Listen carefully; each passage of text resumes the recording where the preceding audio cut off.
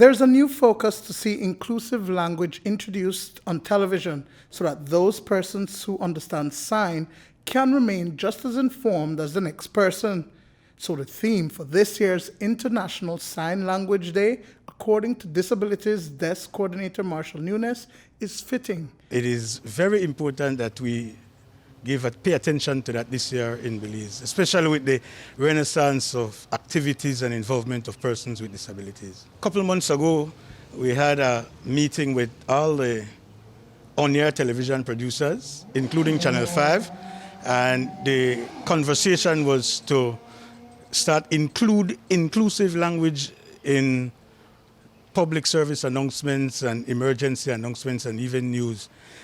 We have had a little setback. We were hoping to get the interpreters accredited and licensed because this is going to be formal. So although we wanted to have done it quickly, we are delayed, but we will get it right.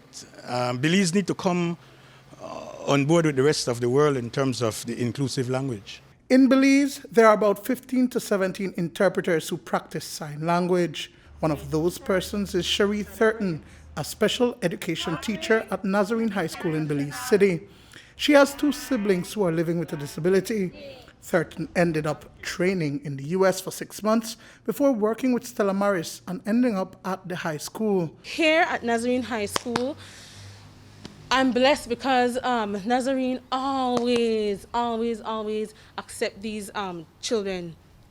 And this is where I got the experience, and a lot of practice with the deaf students, and I've learned a lot because here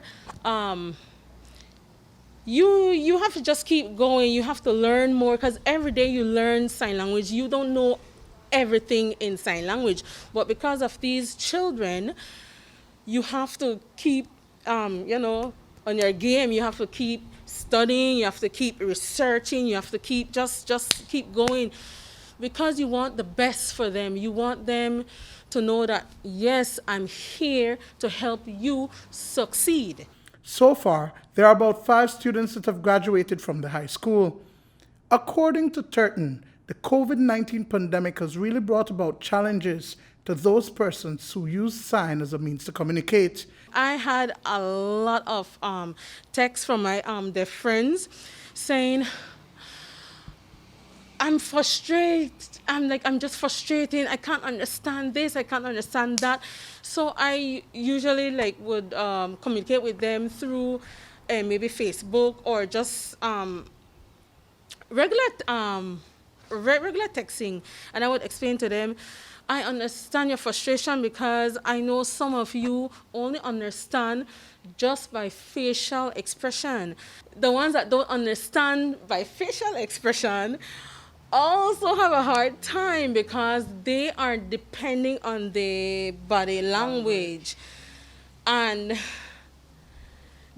for some reason, most of my deaf friends keep telling me that it's hard because the mass is distracting. Not all deaf people sign the same. So we have to sit, observe, and then interpret for them. So that's another thing. We have to learn how to translate, you want to say lessons or anything in sign language based on their way of communicating. A training module with manual for the training of the interpreters has been developed by the Ministry of Education, and Nunes has been working to get these persons accredited. The police needs interpreters, the courts need interpreters, the hospitals need interpreters because people who are deaf, when they go to the doctor, they become entangled with the law. Even the courts, they need to be able to express themselves. And so there is a great need for that. We are hoping that through the efforts of the Ministry of Health and the Ministry of Education that we can accredit and license those that are available now. But there also has to be training for others because this is going to be continuous. Dwayne Moody for News 5.